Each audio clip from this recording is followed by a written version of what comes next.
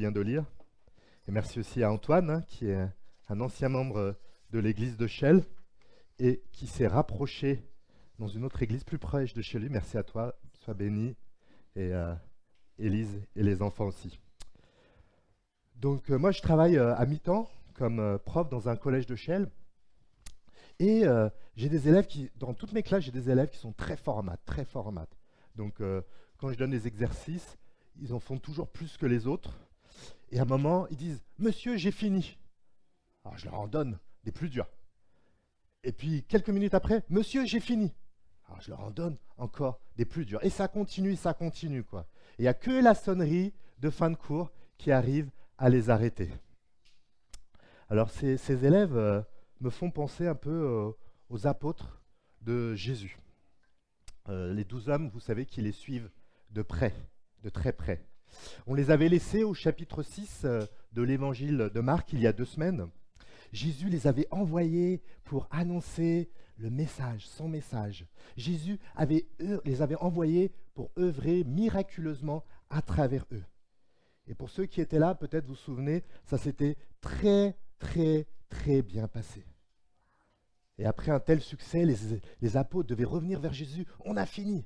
Et prêts à continuer avec d'autres missions pour voir d'autres fruits, surfer sur la vague, continuer sur cette belle dynamique. Mais ce que nous allons voir aujourd'hui, c'est que Jésus ne leur a pas donné une nouvelle mission. Au contraire, Jésus a pris un chemin que nous n'aurions pas pris. Jésus nous conduit souvent de manière déroutante, comme nous allons le voir ce matin, et peut-être que vous l'expérimentez dans votre vie actuellement. Depuis le début de l'évangile de Marc, on voit Jésus qui montre vraiment son nouveau message. Au chapitre 1, verset 15, il y a écrit « Changez votre vie et croyez à la bonne nouvelle ». Et tout particulièrement dans ces dernières semaines, on voit son autorité unique. Son autorité unique. Et Jésus a ce message « Changez et croyez à la bonne nouvelle ». Changer parce que c'est vrai que si Jésus nous conduit de manière parfois déroutante dans notre chemin personnel, forcément, ça va nous appeler à une évolution. Et on espère dans son sens, on espère dans le sens de Jésus. Car sa manière de nous conduire ne colle pas toujours à la manière dont nous nous aurions attendus au préalable. Croyez, parce que Jésus, quelles que soient les circonstances, et c'est là tout le défi, nous appelle à une foi sans cesse renouvelée. Donc c'est ce que nous allons voir aujourd'hui. Donc nous sommes arrêtés au verset 29. Donc même si on n'est pas fort en maths, on sait qu'après le verset 29, ça sera le verset 30. Donc voilà, nous sommes au chapitre 6, au verset 30. On va commencer la lecture ici. Donc on va juste lire le début pour commencer. Les 3 premiers versets. Marc 6, verset 30. Les apôtres se réunissent auprès de Jésus. Ils lui racontent tout ce qu'ils ont fait et ce qu'ils ont enseigné. Jésus leur dit « Venez avec moi dans un endroit isolé, loin de tout le monde, pour vous reposer un peu. » En effet, il y avait beaucoup de gens qui vont et viennent, et les apôtres n'ont même pas le temps de manger. Ils partent dans une barque seuls pour aller dans un endroit isolé. Donc comme on a déjà dit, les disciples reviennent avec succès, motivés. On a fini. Ils ont envie peut-être d'en découdre encore. Et Jésus leur dit cette phrase surprenante au verset 31, « Venez avec moi dans un endroit isolé, loin de tout le monde, pour vous reposer un peu. » Jésus leur propose du repos. Reposer, manger, du repos physique. Voilà ce que Jésus propose dans ces circonstances à ses disciples. La suite du verset 31 nous dit qu'il y avait beaucoup de gens qui vont et viennent. La moisson était grande, la mission était énorme. Il y avait des besoins. Malgré tout, Jésus propose à ses disciples du repos. Du repos. Oui, pour Jésus, sa mission est grande, mais son serviteur est plus important que le service qu'il peut lui rendre. Jésus sait que nous avons des limites physiques. Nous avons été créés comme ça. Besoin de dormir, besoin de manger, besoin de se reposer physiquement. Nous, on le sait en théorie. En théorie, on le sait. Mais si on observe nos vies, on n'en tient pas compte en fait. On se prend peut-être pour des Wonder Woman ou des Superman qui peuvent tout faire. Alors qu'on oublie que juste un virus qui fait même pas 1 millimètre peut nous allaiter pendant plusieurs jours, voire plusieurs semaines. Les limites physiques, la fatigue physique. Mais il n'y a pas que la fatigue physique. Au verset 31, je le répète, venez avec moi dans un endroit isolé, loin de tout le monde. Au verset 32, ils partent dans une barque seule pour aller dans un endroit isolé. Donc il y a un besoin aussi de repos moral, la fatigue morale. L'actualité parle beaucoup de la retraite. On l'a déjà évoqué dans nos prières et on veut continuer à prier et à réfléchir aussi à ce sujet. Mais au-delà de la retraite, il y avait un sujet qui semble plus profond encore qui a été ressorti, le sens du travail. Le sens du travail. Et quand on parle de fatigue physique, fatigue morale, on peut penser au travail. Peut-être que tu as un chef qui te donne toujours plus de travail, peut-être. Jésus, lui, il prend en compte tes limites dans sa manière de vouloir te guider dans ton quotidien. Peut-être c'est pas que les circonstances extérieures, peut-être c'est un problème en nous-mêmes. Des fois on veut réussir, et pourquoi pas, c'est très bien. Mais quand on est prêt à y risquer son corps et son âme, il y a un problème. Peut-être un problème d'orgueil. L'orgueil. Peut-être un problème d'orgueil. Où en gros on se dit, si je ne m'occupe pas de tout, presque tout, le monde va plus ou moins s'écrouler sans moi, quoi.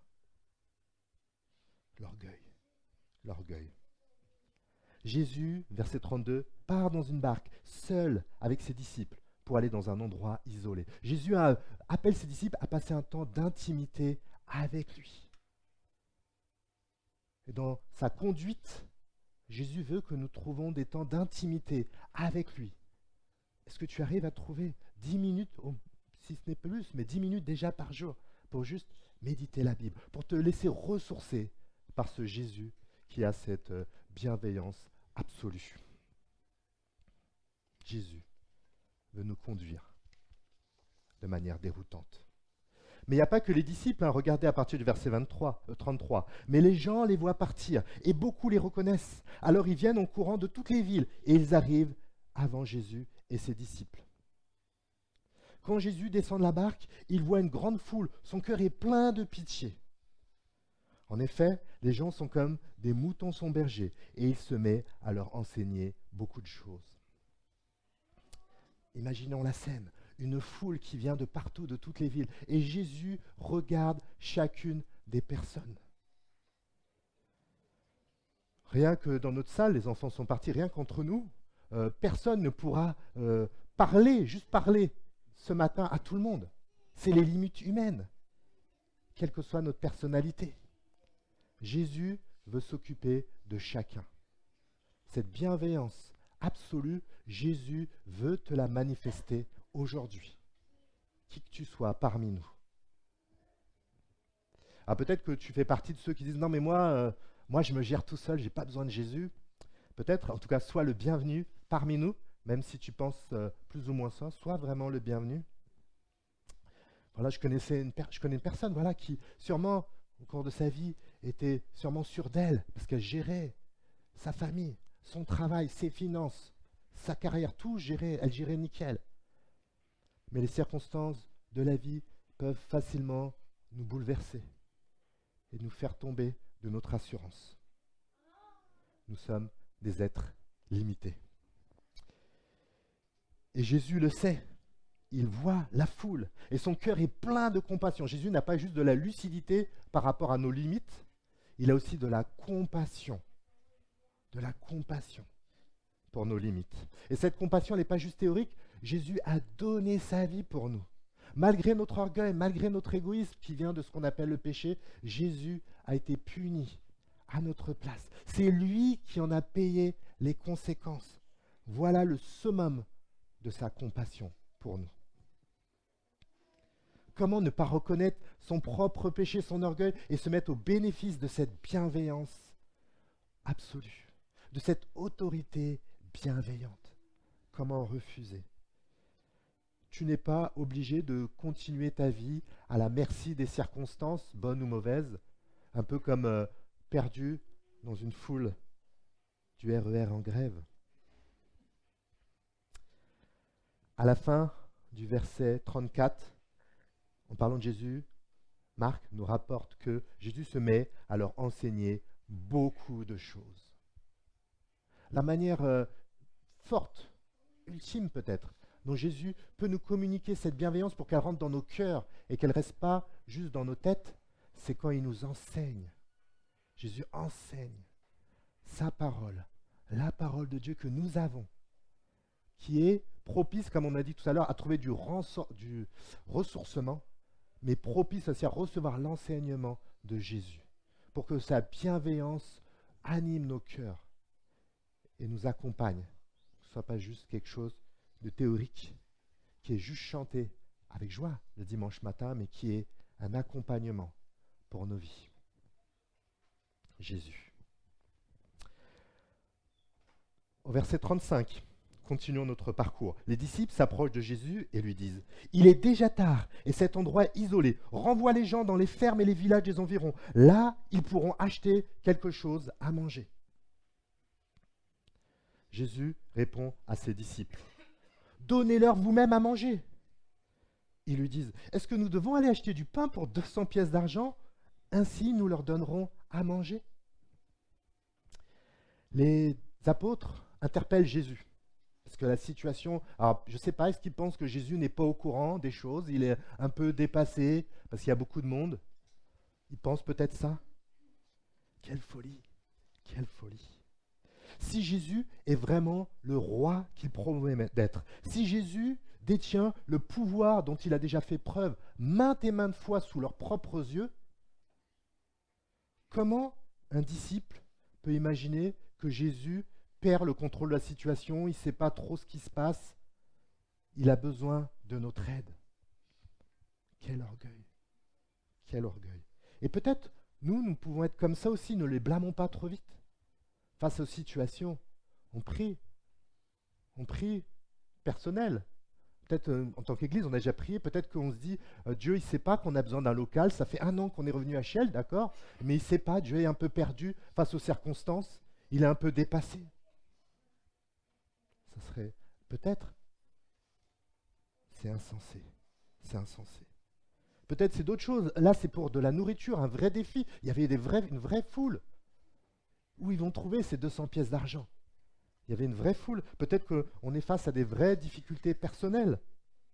Peut-être que tu aspires à rencontrer un conjoint, une guérison, un travail, un logement, un métier, de l'argent ou de la nourriture, comme les personnes ici. Jésus est le maître absolu de la situation que tu traverses. Il n'est pas dépassé. Mais voilà, les disciples peut-être pensaient ça. Peut-être que c'est la réussite qu'on a évoquée tout à l'heure avec cet orgueil, ce poison qui nous monte à la tête. La réussite nous monte parfois à la tête. Jésus leur dit, au verset 37, « Donnez-leur vous-même à manger, puisque vous êtes si forts. Allez-y, prenez les choses en main. » On aime bien montrer devant les autres qu'on gère. « T'inquiète, je gère. » L'orgueil, l'orgueil. Jésus les met face à leurs limites. Face à leurs limites. Notre manière de voir ne sera jamais, jamais, jamais à la hauteur de celle de Jésus. Pas de panique, ne panique pas. Jésus maîtrise la situation. Elle est trop compliquée pour toi, elle est compliquée pour notre Église, on a besoin d'un local où trouver. Don't panique. Jésus maîtrise toutes choses. Mais quand même, regardons la situation, c'est la multiplication des pains. Beaucoup connaissent ce passage, mais on va le lire quand même. Jésus leur dit, « Vous avez combien de pains? Allez voir. » Ils se renseignent et lui répondent, « Nous avons 5 pains et 2 poissons. » Jésus donne cet ordre à ses disciples, « Dites à tout le monde de s'asseoir par groupe sur l'herbe verte. » Les gens s'assoient par groupe de 100 et par groupe de 50. Et Jésus prend les 5 pains et les 2 poissons. Il lève les yeux vers le ciel et dit une prière de bénédiction. Il partage les pains et les donne aux disciples. Alors les disciples les distribuent à la foule. Jésus partage aussi les 2 poissons entre tout le monde. Tous mangent autant qu'ils veulent. On emporte les morceaux de pain et les poissons qui restent. Cela remplit 12 paniers. Il y a 5000 hommes qui ont mangé. Waouh! La multiplication des pains. Ça réglerait le problème de l'inflation, qu'on entend parler beaucoup dans l'actualité. Jésus est le maître absolu. Et là, quand on dit ça, le danger, le piège, c'est de dire de rien faire. C'est l'excuse de la paresse. Puisque Jésus est le maître, moi, j'ai rien à faire. Ce serait facile. Mais on voit, regardez comment ça se passe. Jésus donne un ordre à ses disciples et eux-mêmes participent à la distribution. Et il y a toute une leçon pour nous en tant qu'Église ici. Donc Jésus qui donne les directives par sa parole et chacun d'entre nous qui participe en collaboration sous sa direction à l'écoute de sa parole. Chacun a un rôle à jouer dans l'œuvre de Jésus. Quel est le tien? Quel est le tien? Beaucoup connaissent bien la multiplication du pain, et c'est bien. Et peut-être pour le comprendre encore mieux, il faudrait se mettre à leur place, parce que nous, on est 2000 ans après, on n'est pas dans le même contexte. C'était le peuple juif qui se retrouve dans un endroit isolé, dans le désert, et qui reçoivent du pain en quantité astronomique. Et forcément, pour eux, peut-être pas pour nous, mais pour eux, ça devait résonner à leurs ancêtres, qu'il y a 1500 ans se trouvaient dans un désert aussi, avaient ce problème de nourriture. Et Dieu avait permis d'avoir du pain en grande quantité. Ce moment devait résonner, aurait dû résonner, en tout cas, chez les disciples de Jésus et toute cette foule. Et à cette époque de leurs glorieux ancêtres, Dieu avait placé un berger pour le peuple. Pour ceux qui ne le connaissent pas, il s'appelait Moïse. Mais Moïse, au moment où il allait mourir, dans le livre biblique de Nombres, fait cette prière, que l'Éternel qui dispose du souffle de vie de toute créature désigne un homme pour chef de la communauté, afin que la communauté de l'Éternel ne soit pas comme un troupeau sans berger. Voilà la prière de Moïse, dans la même situation similaire que Jésus. Il savait qu'il allait mourir. Nous allons tous mourir, même quand nous croyons que sans nous, le monde ne peut pas tourner. Nous sommes finis un jour, un moment.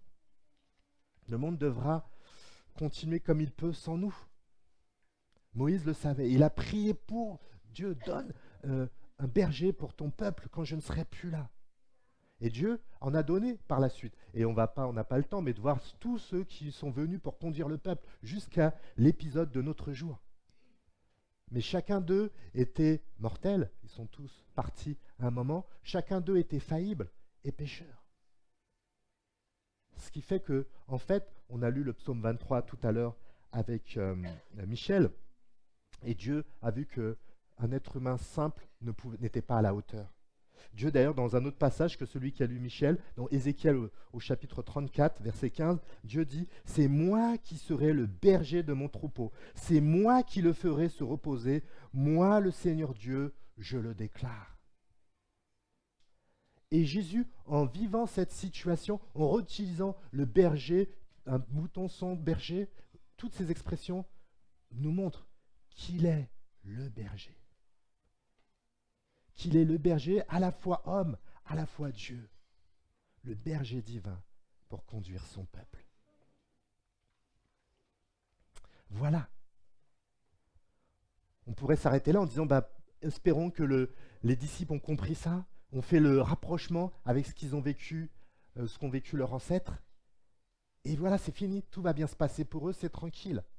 Jésus leur berger, et nous on s'arrête là, on continue la suite de la célébration. Mais, comme nous allons voir dans notre dernière partie, les disciples, comme nous-mêmes, sont appelés à apprendre, à progresser, à faire confiance à ce berger souverain et bienveillant. Verset 45. Lisons cette dernière partie. Tout de suite après, Jésus oblige ses disciples à monter dans la barque. Il veut qu'ils passent avant lui et de l'autre côté du lac vers la ville de Bethsaïda. Pendant ce temps, il veut faire partir la foule. Jésus la renvoie donc, puis il s'en va dans la montagne pour prier. Quand la nuit arrive, la barque est au milieu du lac et Jésus est seul à terre. Il voit que ses disciples ont du mal à ramer parce que le vent souffle contre eux. Alors, vers la fin de la nuit, Jésus vient vers eux en marchant sur l'eau. Il veut les dépasser. Les disciples le voient marcher sur l'eau et ils croient que c'est un fantôme. Ils se mettent à crier. En effet, tous le voient et ils sont effrayés. Mais Jésus leur parle tout de suite en disant « Rassurez-vous, c'est moi, n'ayez pas peur ». Il monte à côté d'eux dans la barque et le vent s'arrête de souffler. Les disciples sont profondément étonnés. En effet, ils n'ont pas compris ce qui s'est passé quand Jésus a partagé les pains. Leur cœur est fermé. Et on continue, on termine notre lecture, verset 53. Jésus et ses disciples finissent de traverser le lac et ils arrivent dans la région de Génézareth. Ils descendent de la barque et les gens reconnaissent Jésus tout de suite. Alors ils courent dans toute la région. Ils se mettent à apporter les malades sur leurs nattes. Partout, ils entendent dire « Jésus est là !» Partout où Jésus va, dans les villages, les villes, les fermes, les gens viennent mettre les malades sur les places. Et ils supplient « Laisse-les seulement toucher le bord de ton vêtement. » Et tous ceux qui le touchent sont guéris. Plusieurs choses à dire sur cette dernière partie. On va aller sur quelques points selon le temps qui nous est imparti.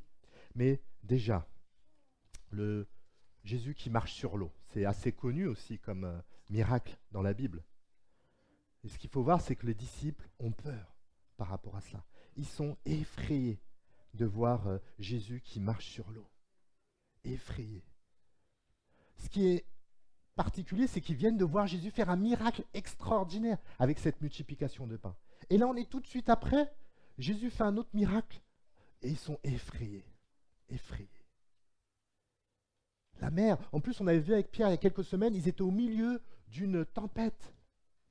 Au milieu d'une tempête. Ils avaient peur, Jésus était là. Et Jésus, ils avaient vu l'autorité de Jésus sur les éléments, les miracles qu'il avait déjà faits. Ils ont même dit, mais qui est donc cet homme? Donc ils ont vu Jésus faire des miracles, mais ils ont encore peur.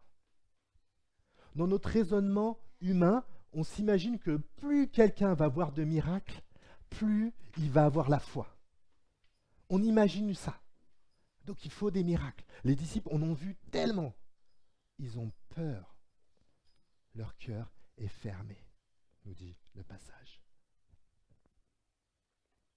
Jésus va guérir beaucoup de personnes. On voit à la fin du texte, tous ceux qui le touchèrent furent guéris. Et bien sûr, parce que Jésus a de la compassion par rapport à nos souffrances.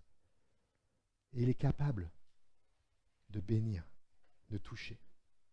Mais même, tout le monde n'a pas été guéri, il y a que ceux qui ont touché, mais ceux qui ont été guéris, est-ce qu'ils ont compris qui était Jésus? Est-ce qu'ils se sont tournés vers Jésus? Peut-être que dans leur cœur, ils disent, moi, connaître Jésus, je m'en fiche, je veux juste être guéri, voilà ce que je veux. C'est le plus important pour moi. Les miracles ne suffisent pas pour la foi. Et que dire des chefs religieux? On les reverra la semaine prochaine avec Pierre. Les chefs religieux, eux, ils se prenaient pour les bergers du peuple de Dieu. Et ils en ont vu des miracles de Jésus. Ils en ont vu, on a vu dans tout notre parcours de l'évangile de Marc. Jamais ils ont dit Jésus n'a pas fait de miracle. Jamais. Ils les ont vus de leurs propres yeux. Est-ce qu'ils se sont tournés vers Jésus? Absolument pas. Bien au contraire. Dès le chapitre 3, ils veulent le tuer. Les miracles ne suffisent pas. La course aux miracles n'a aucun sens pour faire grandir notre foi. Le problème dans le cœur, verset 52, leur cœur est fermé. On ne va pas aller trop loin sur ce thème-là. Pierre nous en parlera dimanche prochain. Mais les disciples étaient tellement focalisés sur leur peur qu'ils étaient incapables de comprendre qui était Jésus. Le verset 57 dit, ils n'ont pas compris ce qui s'est passé quand Jésus a partagé leur pain, leur cœur était fermé. Ils pourraient croire, comme nous-mêmes, que ce miracle, c'est juste pour nous montrer que même avec nos petites compétences, Jésus peut faire des choses encore plus grandes. Mais le message est encore plus fort, c'est de dire Jésus est le berger. le berger, qui a donné sa vie pour nous, comme nous l'avons dit tout à l'heure, pour nous donner un nouveau départ avec lui qui nous conduit. Et de manière déroutante, ça ne veut pas dire que tout se passera bien pour nous. Jésus ne nous a jamais promis la guérison obligée pour toutes nos maladies, jamais. Il n'a jamais promis qu'on aura ici-bas une issue favorable à tout ce qui va se passer. Si quelqu'un vous a dit ça, c'est un mensonge. C'est un mensonge. Pour ceux qui étaient là, il y a 2 semaines, on a vu Jean-Baptiste dans la première partie du chapitre 6. Un homme pieux, un prophète, comme dit ses détracteurs même. Et pourtant, l'issue n'a pas été favorable pour lui ici-bas. N'a pas été ici-bas. Jésus nous fait des promesses, oui, mais d'autres promesses dans sa parole. Premièrement, il nous rappelle qu'il nous donne, à ceux qui connaissent Jésus, qui ont une relation avec lui, il donne son Saint-Esprit. Saint-Esprit qui va travailler dans nos cœurs pour avoir développé le fruit de l'Esprit qui parle de la paix et la joie qui ne dépend pas des circonstances. Et plus nous allons apprendre à connaître Jésus par sa parole, par son Saint-Esprit, plus notre foi, notre joie ne dépendra pas des circonstances. Que Dieu, Jésus, nous aide à mieux le connaître. Rappelez-vous des paroles de Moïse, juste avant sa mort. « Seigneur, donne un berger à ton peuple, car je vais bientôt partir. » Mettons-les au parallèle avec dans les dernières paroles de Jésus, dans l'évangile de Jean, quand il dit à ses disciples, « Quand je serai allé vous préparer une place, je reviendrai et je vous prendrai avec moi. » Moïse était un berger, un sous-berger, si il me permet, intermittent. Jésus est le berger de nos âmes, qui, pour tous ceux qui l'ont connu, tous ceux qui ont reconnu leur péché, tous ceux qui se sont mis au bénéfice de son autorité bienveillante, propose une place éternelle. Vous aspirez à la fin de vos souffrances? Bien sûr, chacun d'entre nous. C'est une aspiration saine. Et un jour, elle va se produire. Jésus, dans sa compassion, sa grande compassion, peut faire de choses merveilleuses. Ici-bas déjà, c'est vrai. Mais les difficultés apparaîtront quand même dans nos vies. Mais Jésus nous promet une place éternelle que personne ne pourra nous enlever. Où le dernier livre de la Bible nous dit qu'il n'y aura plus de larmes, plus de pleurs, plus de deuil. Cette place, il nous l'a promise. Elle est éternelle. Ici-bas, c'est passager. Parce que si on réfléchit vraiment, on est entre nous, on peut réfléchir vraiment. Si quelqu'un arrive à plus avoir mal au dos, mais il ne connaît pas Jésus. Si quelqu'un même trouve un conjoint, mais ne connaît pas Jésus, quel poids par rapport à passer l'éternité sans Dieu? Quel poids par rapport à passer l'éternité sans Dieu? Pour terminer, que Jésus, ce berger bienveillant et souverain, nous accompagne, nous transforme sans cesse dans tous les domaines de notre vie. Et j'en pointerai que 2 pour terminer ce temps. D'abord, notre engagement pour lui. Déjà, pour ceux qui sont engagés bien pour Jésus, soyez bénis pour votre engagement. Mais attention, tout ne dépend pas de vous. Tout dépend de Jésus. Et apprends à fonctionner avec tes limites bien ancrées dans ta tête quand tu le sers. Garde du temps pour le repos, garde du temps pour cultiver une intimité avec Jésus, garde du temps pour tes proches et pour ton prochain qui a besoin de voir la grâce de Dieu à travers toi. Lui qui a la compassion pour tous ceux qui sont comme des brebis sans berger. Pour ceux qui ne s'engagent pas ou peu parmi nous, déjà premièrement, chacun s'engage, voilà, selon son contexte aussi, parce qu'on n'est pas des photocopies les uns des autres. Mais sinon, peut-être que tu as peur qu'on te demande toujours plus, que tu donnes le doigt et après on prend le bras. Engage-toi avec confiance dans l'œuvre de Dieu. Prends ta place. Et prie que la bienveillance de Jésus se diffuse parmi nous et que les pasteurs qui sont en fait des sous-bergers, Et l'autre frère et sœur soit là pour t'encourager au repos si tu en fais trop. Et l'autre domaine, dans notre confiance à lui.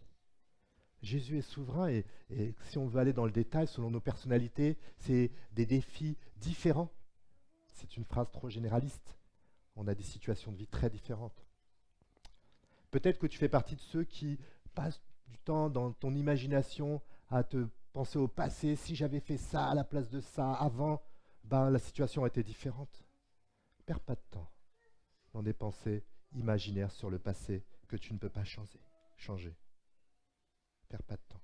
Dès que ces pensées viennent, change, arrête-les. Peut-être que tu fais partie de ceux qui aiment bien, qui ne sont pas à l'aise quand ils ne contrôlent pas toutes les circonstances, tu aimes bien tout contrôler, tu te sens plus à l'aise. Réjouis-toi de ne pas tout contrôler. Quelqu'un de bien plus sage que toi, tient le volant. Réjouis-toi de ça, réjouis-toi. Commence à prier, remercier le Seigneur pour ça, qui développe cette paix dans ton cœur. Jésus nous conduit de manière souvent déroutante, c'est vrai, mais toujours bienveillante et toujours souveraine. Quelle grâce de participer au déploiement de son règne. Amen. Seigneur, merci pour ce berger. Nous avons chanté, nous avons lu, nous avons vu ta parole. Tu es vraiment ce berger bienveillant et souverain, Seigneur. Ce berger que nous avons besoin pour nos âmes, Seigneur, fatiguées. Et nos corps peut-être, pour certains d'entre nous, fatigués, Seigneur. Nous implorons ta grâce, Seigneur. Nous implorons à mieux te connaître, Seigneur. Par ton Saint-Esprit, aide-nous, Seigneur, pour que ça rentre au plus profond de nos cœurs, toujours plus, Seigneur. Plus nous te connaîtrons, Seigneur, plus tu feras ton œuvre dans nos cœurs, plus nous pourrons trouver la paix, malgré les circonstances difficiles. Et plus nous pourrons nous encourager et être bienveillants les uns envers les autres, Seigneur, à ton image, Seigneur. Et on prie aussi pour tous ceux qui nous entourent, pour notre pays, la question du travail qui peut inquiéter, angoisser les situations de ceux qui nous entourent, Seigneur. Ce sont des brebis sans berger, Seigneur. Que par nos attitudes et par nos mots aussi, Seigneur, nous puissions pointer vers toi, le berger de nos âmes, Seigneur, qui nous a préparé une place que personne ne pourra nous enlever, Seigneur. Sois béni. Amen.